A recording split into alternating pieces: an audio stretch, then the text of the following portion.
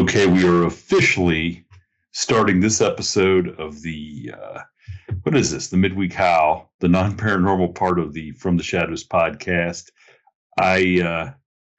It's the post-Thanksgiving apocalypse episode, I think. So I asked you before we even started if you survived Thanksgiving. How was it?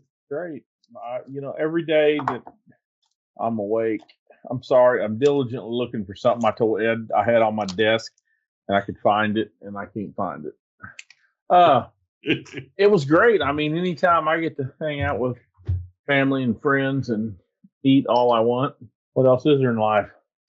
Do you, let me ask you this. Do you find yourself able to eat as much as you once could? You mean, am I capacity wise? Like if I sit down? Yeah, like yes. I mean, when I weigh 107 pounds more than I did when I graduated high school. So yes, I could eat whatever I want. But you don't feel like I feel like I eat one plate of something and I'm just full. If I eat an egg, you know what? It's not really eat. I drink a lot of tea, sweet tea and stuff like that. Yeah. And, I can eat 3 eggs and a couple pieces of ham or bacon and not feel nothing. If I drink 2 glasses of tea, I feel bloated. Really? Yeah. So I don't know what I consume calories all day, good and bad. Good and bad. I just feel like, I don't know. I mean, I feel like I'm getting weak. Don't be a quitter. You power through it and eat some more. It's like, take a bite out of what did it say? You bite the dog, get a bite of the hair of the dog that bit you, or whatever they'd say. What was that? I don't think that applies to like pumpkin pie, does it? Oh, I think it applies to all kinds of pies, Speaking of pie, so on Black Friday, I'm not much of a let's go out and do Black Friday shopping, but we're colorblind here. Everybody's fair equal in our eyes. So all right, everybody's equal. Well, anyway, we Christy wanted to take a trip to Amish country, and in Kidron, Ohio, there's this. You'd love it. It's this amazing hardware store. I love the Amish. Called Lehman's Hardware. Oh, okay. Lehman's a good German name. Oh yeah, good. Yes, and I had not been there since they expanded it, and so we went to Lehman's, took her mom. Just walked around. It was, it's one of those places where they have all the old equipment and signs, stuff they've collected over the years. Really, really nicely done. Actually, the original Lehman guy had a bunch of patents for tools that the Amish and stuff used. So it's just all the tools, all the camping, all the kitchen stuff. And now it has toys and food and stuff like that. It's just expanded. So anyway, we go to Amish country. And of course, you go to Amish country, you want to eat. We go to this next little town, and it's called Shreve, and go to this and of course, I'm not going to Amish country, and I don't care if I just went to the buffet or whatever. I feel like it's sacrilegious if you go to eat and you don't get a piece of pie. Speaking of pie, oh yeah, I had Amish pie for our Mennonite pie. Actually, not Amish, but Mennonite pie. My mother-in-law bought a couple and brought them to Thanksgiving. So they had a piece of coconut cream pie that, first of all, it is more like 3 pieces together, and it had toasted coconut sprinkled all over it. It was the best. I mean, I can taste it right now. It's the best piece of pie I think I've ever had, and that's one time where I powered through it. You must have been in my conscience there going, you've got to. I mean, there's things you can quit, right? Like jobs and relationships and stuff. But when it comes to food, you got to power through it. Okay. All right, man. I guess I'm going to do it, because here's the problem is then here in Ohio, Saturday's the big Ohio State Michigan game. You didn't miss much, did you? Oh gosh. Well, we had a big get together at my aunt and uncle's. My cousins were all there. And we went over, and my cousins, smoked brisket and stuff. I mean, it was just a lot of good food. But the funniest part of the day, other than watching the play calling for Ohio State, was my cousin's 6th or 7th grade son. I think he's 6th.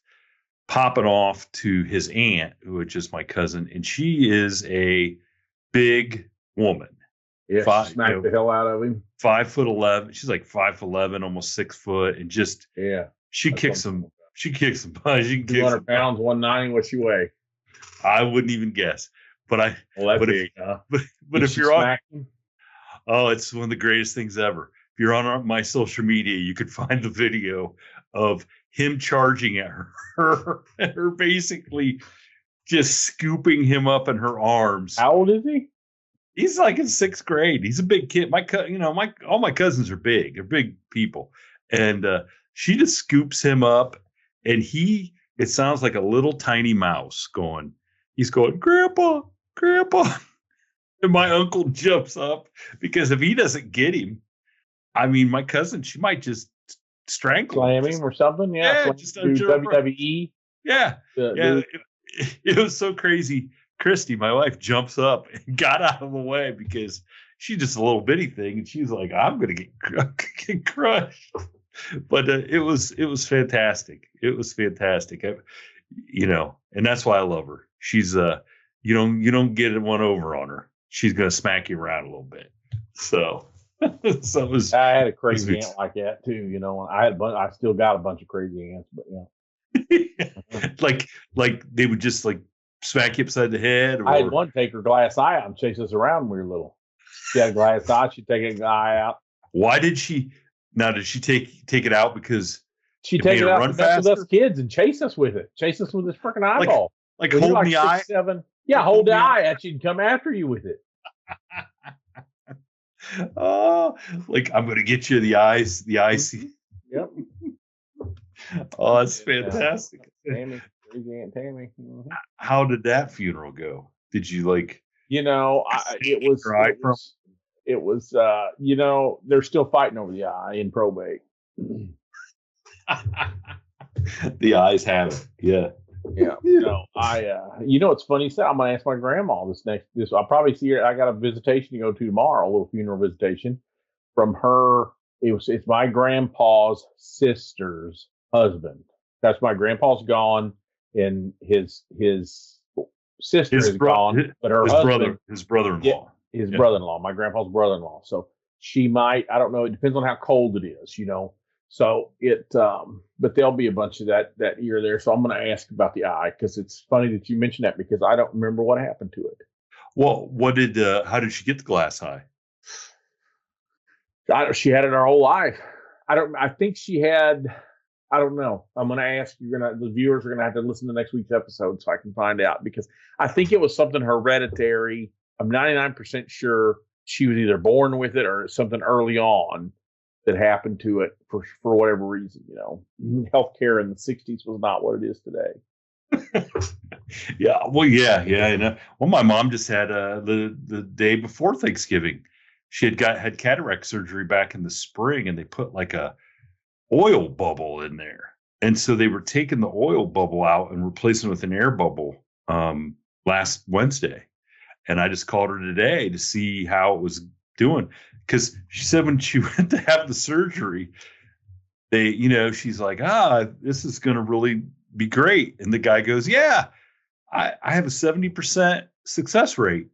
I'm like, Mom, that's the best guy you could find at 70. 70 doesn't sound that good. It doesn't sound, not when you're messing. I mean, it's one thing, like I can get an in-ground toenail out 70% of the time or something, but to fix your eye so that you can see, and the success rate's only 70%. I thought, even I can see that that's not very good. So I talked to her today, and she said, yeah, you could see where the edge of the air bubble is slowly. She can see it from the inside of her eye out. You mean like she could tell where the line of the air bubble is dissipating. So she now can see above where this line is going down. Like, so for 5 days, she has not been able to see at all out of that eye. Like, it's totally blurry. Like I say, not at all. It's just totally blurry.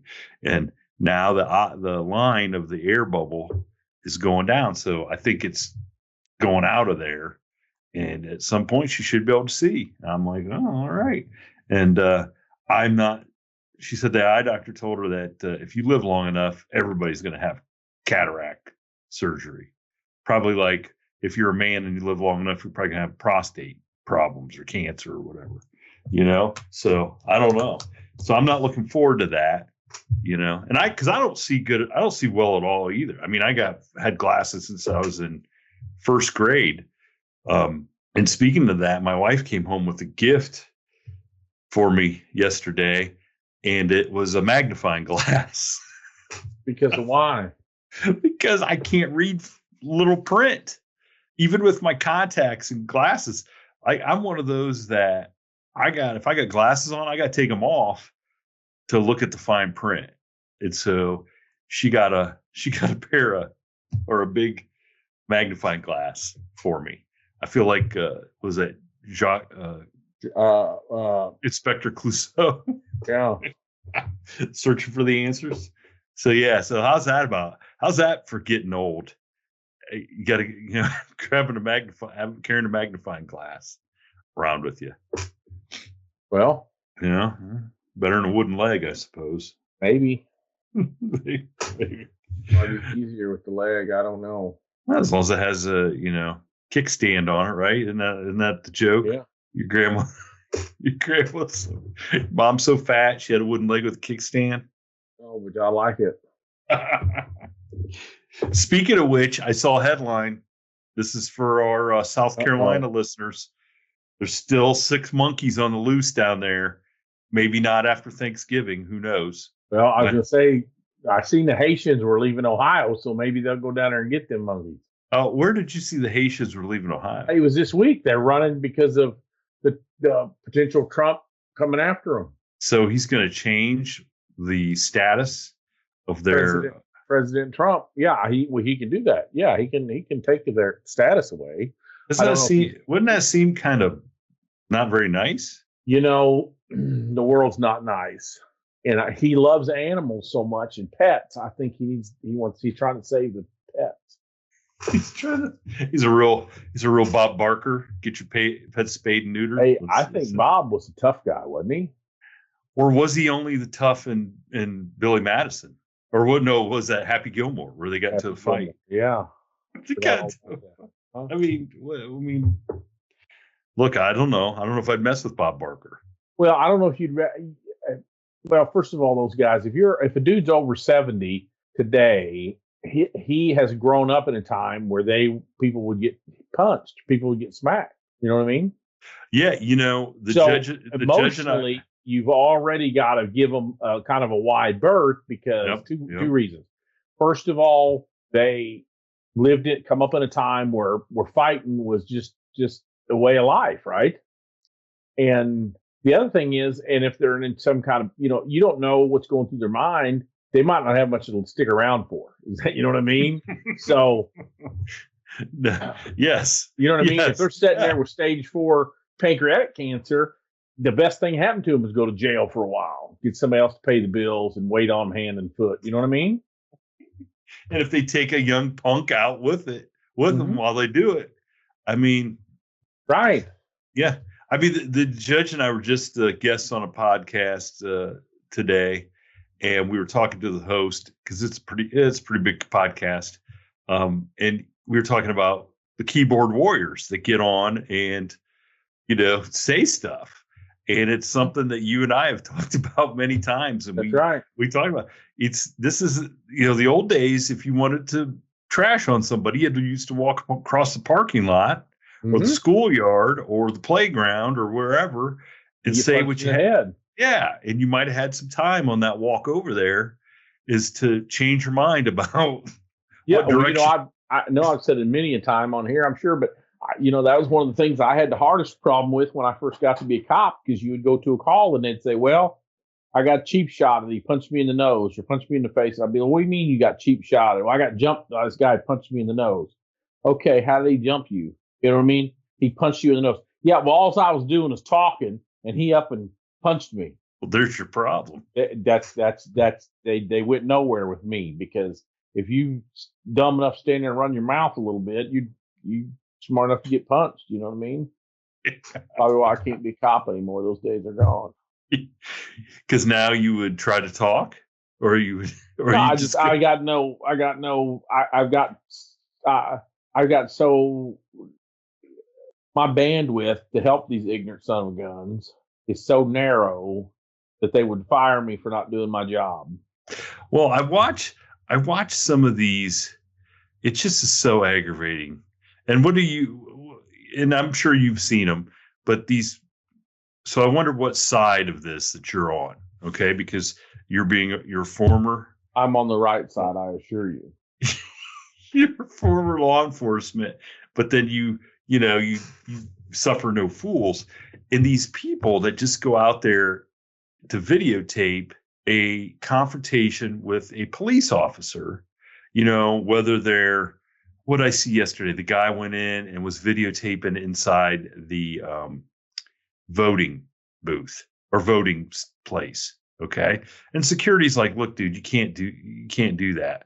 And then he starts arguing. Yeah, I can. I have a right. And they're like, look, you're bothering people. People don't like this. And the guy gets chesty. They want a confrontation. Okay. I saw one where the guy went into the post office down in Cincinnati, I think, and was just videotaping people as they were, doing their transactions at the front desk, buying stamps and stuff. And they're like, what is this guy doing? He's creeping. Like we didn't ask to be videotaped. And then he's like, well, you're in public. I can do whatever I want. And so what they're doing is basically baiting the cops into coming in and making a mistake, so they can get it on camera and then sue them or something. And like, what do you think of that? Like, because dead men tell no tales. So you got to escalate it to where you can take them out, and then your side's the only story they can tell.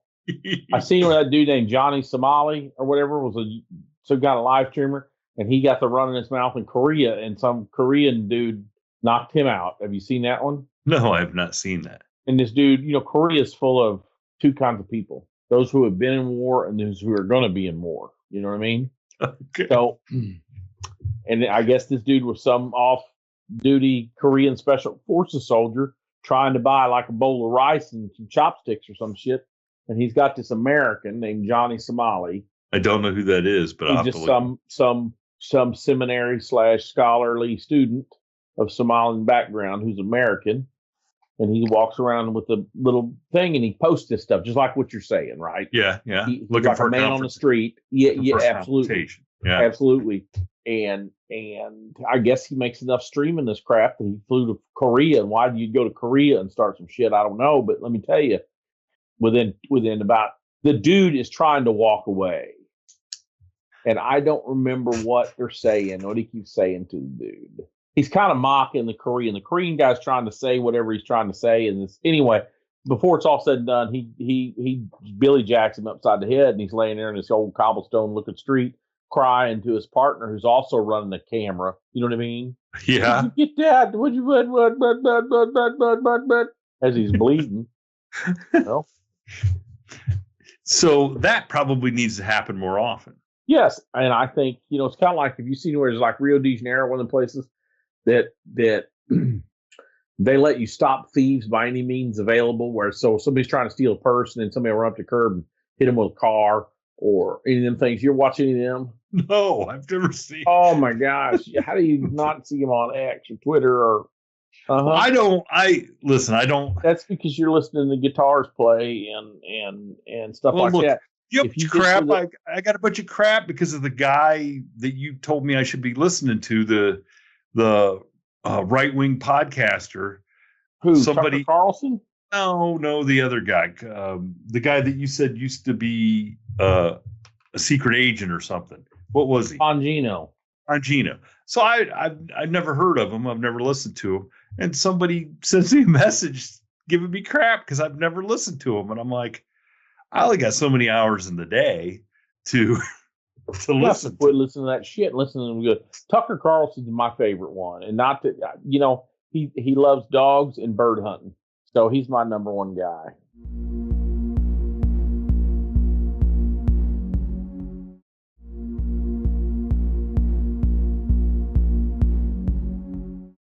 He had a dude on there today. He had it because he loves dogs he asked this guy how many dogs he had, and he said, "Well, I got 15, but you mean the rescue?" And this guy eloquently talks about having, and it was from a couple weeks ago, so it's out of sync. I think it was Glenn Greenwald he was talking to. The guy says, I've made enough money that I can, instead of spending it on cars and vacations and all the stuff trying to feel good, I've just found we're helping these rescue dogs, adopted dogs, makes me feel good. And he said, I got a whole rescue. I think there's 226 of them in there. Wow. Uh-huh. Which talking about all the money in the world, I did come across. So this is what I'm watching instead of watching that guy. Is Christy and I the other night, because we can get it on YouTube through our Roku or whatever. So I watch a lot of YouTube stuff, which I didn't think I would ever do. But they took this tour of the house of the guy who founded Yankee Candles. All right. And I would go look it up on YouTube. It is, if I had $15 million, this is the house I would buy. Where was it at? Well, it's in Massachusetts, but it's on what used to be a 9-hole golf course. And it started out as the original house that the guy grew up in. So it was one of those, East Coast, Massachusetts kind of, the wooden roof and stuff, the colonial looking little houses. Mm-hmm. Yeah. And he just built on to this house. And so it had an automatic kind of more charm to it than, something built now. Okay. But this house for $15 million came with, I don't know how many acres, but it had 2 car barns. One was 2 stories because the guy was big into collecting cars. Then you walk down the path and it had what they called the clubhouse, which must have been the clubhouse to the original golf course because it, had a great big swimming pool, tennis courts, 4 or 5 bedrooms upstairs in it, had a lounge and stuff. Really cool. Then you walk down and you come to what they called the spa. I can't even describe the spa. It was incredible what they had in the bowling alley, a water park, which was unbelievable inside of this. It was inside of a dome inside this piece of property. And the sky was, you could change the interior of the dome to make it look like you were there during a storm or sunny or, whatever. It was just amazing. And I told Christy, I said, this is the most amazing place I've ever seen for $15 million. And they show stuff in New York and those big, 70 stories up. Trailer, yep. Yeah, like it's nothing. And it's 4 or 5, 6 times that much. I said this place is amazing. So in the house though was so cool because it felt like it actually could have been built back in the 20s or even 1800s, whenever the original structure was built. And it was amazing. Like you could never do the same. You could never do the same thing twice on this property for 3 months straight. And I mean, that includes eating in the same room, watching TV in the same, it was insane how big this place was, but how cozy it felt. And I thought, man, if I had, there we go back to our lottery discussions. I told her, I said, that's the first house of that magnitude, money wise, that I ever thought, man, I would buy that, because it didn't feel like, even though it's like 20,000 square foot or something, the house was crazy, but it didn't feel like it. It just actually felt like something you would want to live in. Just, so go type that in the search engine. I'll send you a link. You'll love it. I think you'll love it. You'll be like, man, I could live there. I can live in a freaking tent if it's in the right place. But the sad thing was, then I went and looked up the history and the story of the Yankee Candle. So this guy, where was it from? Where was it? Where did he? Right there in Massachusetts. That place. Okay. Is I was wondering why he didn't call it Confederate Candle. It rhymes better, flows better. He was in because he was in Massachusetts, and that's where all the good Yankees are. Anyway, Yankees. Never mind. That's Aaron Judge, Juan Soto, Reggie Jackson, Mickey Mantle. You know the good Yankees. Go ahead. The good Yankees.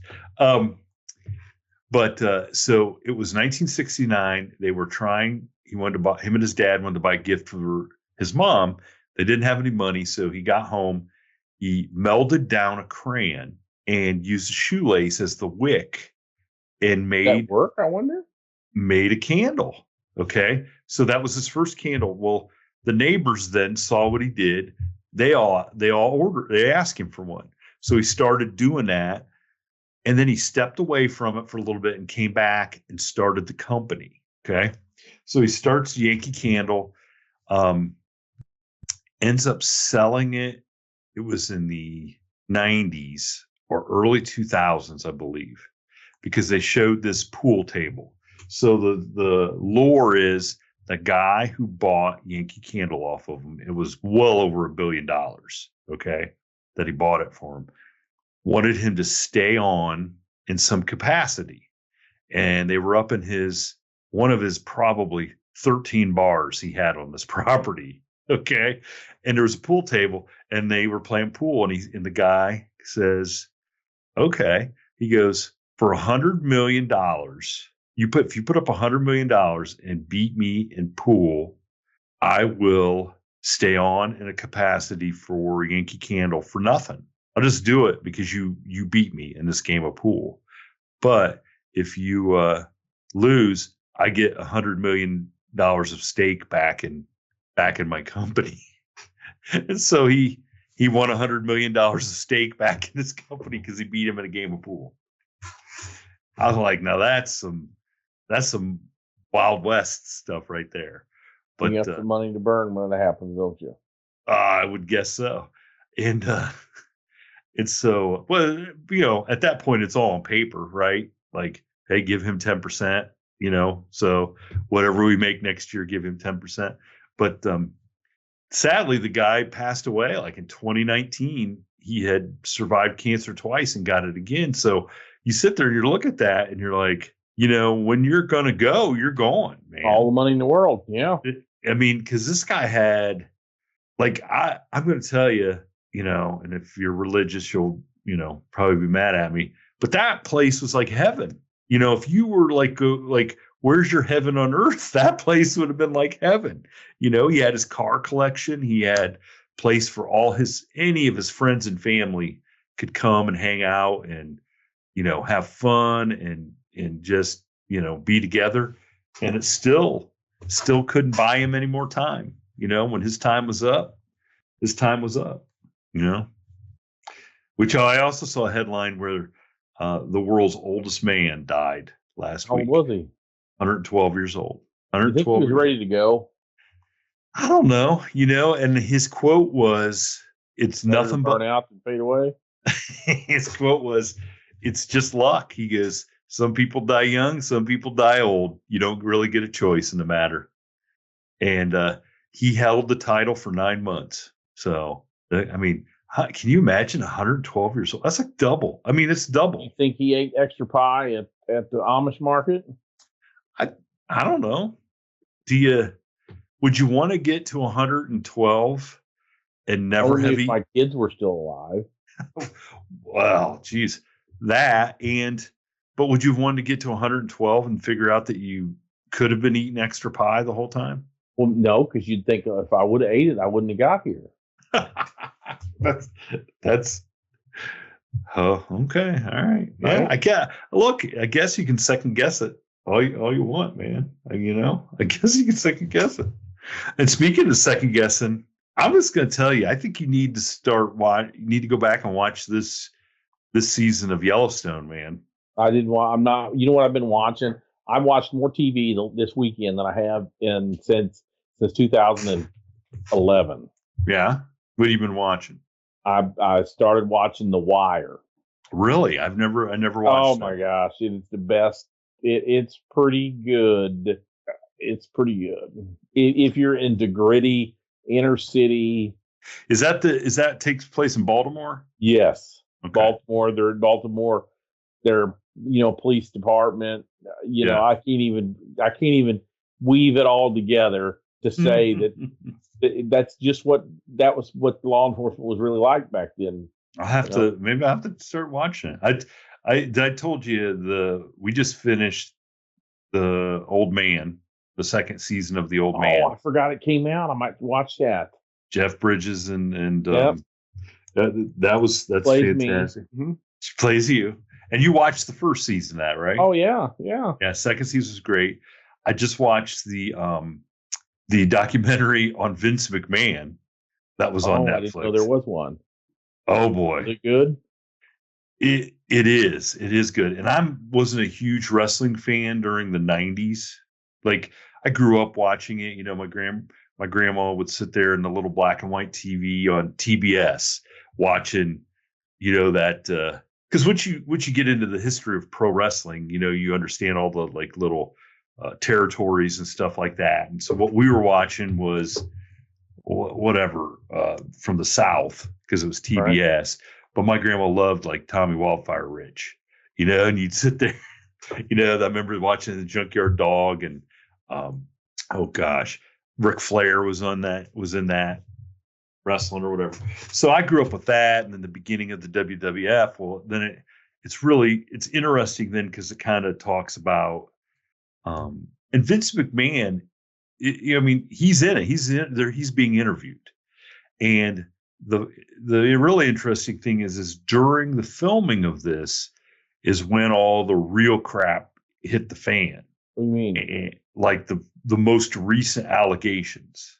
Allegations about what? Oh my gosh. What about what him and another wrestler did to this woman in the office? You haven't seen any of those allegations? No, I don't. What'd they do in the office? Body slammer or something? No, I think that would be it's pretty graphic. Some of the stuff is pretty graphic. Yes, it's wow. And, but it's so interesting to watch. You would like it. I'm not sure all of our fans. I don't think Marion Westfall is going to go watch but our guys that are about our age, that they would probably really dig it, because it's got a lot of cool wrestling history. But it's intense, man. It's intense, and just watching some of that stuff, it's like, man, how did those guys? Like you see some of the guys, like The Undertaker and Shawn Michaels and the guys that did wrestle in the 90s, man, they lived a hard life. They are hurting. You could tell that they're hurting. So, but I don't know. My buddy Ed, I hate to bring Ed back in the sick, but I called him a while ago on the way home and said, hey, what do I need to talk about tonight? First, I asked him what he's doing. I said, you still working? And he goes, well, no, yeah. I said, you work? He works all the time, 24/7. And he was driving through the pasture, checking his fall calves. His cows had fall calves. He's trying to do a heat checks on them, see when they're coming in so he can get them artificially inseminated. And to him, that's not work. That's a labor of love. And we were talking about the 90s. I don't know. He was telling me about when I mentioned stage lab. Anyway, one thing led to another. He told me about jumping off a damn river bridge during the flood of 93. Well, was it not that far into the river? Well, I'll tell you, he said, he told me what bridge, and I said, wait a second. And we did a little triangulation. I said, the bridge on Highway 50? And he goes, yeah, right there, by Rainbow Lanes, which is the old bowling alley. And I said, dude. He said, well, when I first looked over, I always wanted to jump off the bridge, and we were worried about how much water was underneath it. But since it was the flood, it was a record flood in 93 here. And he said, it's never going to get deeper. Somebody told him that. It's never going to get deeper. So they got up there and they shined the flashlight off of about 1 a.m. They did it in the dark? Yeah, because they'd been out drinking. They got to do it in the dark. There's no cars and cops around. So he shined the light off of it, and he said it looked like a long way. So they went up one of them's house and got a 50-foot extension cord and brought it back and ran it over the side to see if it could touch the water. So it didn't. So they went back and got another 25-footer, tied them together, and it could touch the water. So it was less than 75, more than 50, but less than 75. The jump into the water was that far. Okay. Yes. Did he have any idea how deep it was or not? I said I'd be worried about during the flood water. Of course, it was pretty backed up by then time. It's it's about where it is about 2 miles upstream from where it dumps into the Missouri River. So what happens is it starts backing up. So there's not a lot of current, like, you start first worried about. I said to him, I'd be worried more about jumping on a log or something down there. Oh yeah. And he left his cowboy boots on. He said he left his cowboy boots on because he didn't know what was going to be down there. And he jumped off, and he said it was he went down the water so far, the water was cold. In the summer it's warm on the top, and it gets real cold. And he said it was super cold, and he just started swimming up, and he came out and give him a big old rebel yell, and the rest of them are too chicken. They stayed up on top. So the water wasn't moving that fast? Not too fast, because it's all backed up. But my point was, he looks like $1 million, and you couldn't drink more. He started by telling me the last time he was at stage left, he doesn't even know how he got home. And of course I said, you might still be there, metaphorically. Anyway, nobody could drink more than him. First night I ever met him, he's the cousin of a real good friend of mine. Yeah. So me and him didn't run around until we were 16. The first time I ever met him, he was face down in a big pond or small lake, sucking water out of it on a I don't remember if it was Saturday morning or Sunday morning. And this buddy of mine, they had a party the night before, and he had tried to drink a fifth of Everclear. He's only 16. Think about it, drinking a fifth of Everclear. In me never having a drink, I do understand what you know what Everclear is. Oh, you know what Everclear is. Yes, I remember. My son showed me a YouTube video. These guys were putting it in a car and driving a car. They were putting all this stuff in some old. These YouTube guys just tear these cars up and shit. And they were trying to figure out what all this old Chevy would run on, or Buick, whatever it was. And like, it ran on Everclear? Yeah, it would start. Yeah, it ran on like Jack Daniels too. It ran on all kinds of stuff. Mm-hmm. Not very well, but it ran. Was it Everclear the stuff they used to put in like those hairy buffalo things, like where they do the big trash can and put in the punch and then the Everclear, like you everybody put it in anything. You clean paint. I think it's somewhere in the periodic table of elements. It's between turpentine and paint thinner. I think the judge has a couple stories from his younger days that involve Everclear. So anyway, he was sitting, and a small pond or small lake or big pond. He's down there. Who knows what microorganisms, tadpoles and stuff he is sucking out of this pond. And he thought that was better than whatever state he was in. Oh, man. But my point was. But he was so full of Everclear, no matter what he was sucking in. So I think he ended up throwing up, and he blamed it on the pond water. Instead of the Everclear. Yeah, I'm sure that because the last thing he had. But he looks like $1 million. Hey, that's what I'm saying is he looked like $1 million, but he's got a good woman that takes care of him, so maybe that's part of it. And he eats copious amounts of meat. So, does he watch Yellowstone? I wonder what he would. Yellowstone. I mean, Yellowstone's made about. I mean, they made the series about him. I wonder what he thinks of it. That's what I don't think. I don't think I don't know if he's necessarily watched. I know he loves Landman and he watches Little Tulsa King, but I don't know. Yellowstone hits different from people that live that lifestyle. You know what I'm saying? Mm-hmm. Well, look. Last night there was a scene, and I don't want to give it away, but it involved killing everybody, right? Well, people are dying, okay, but it involved this horse going crazy in the stall. Mm-hmm. And the kid going in and getting the water bucket out and putting it back in.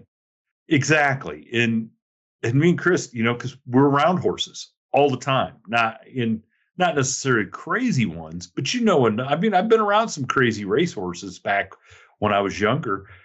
You don't do that. You certainly don't go put the water bucket back in the corner where you got it from if you're afraid the horse is going to stomp on you or something. And or you get the horse tied up, or you shield it, somehow keep it from. So some of that was like, I'm not even Mr.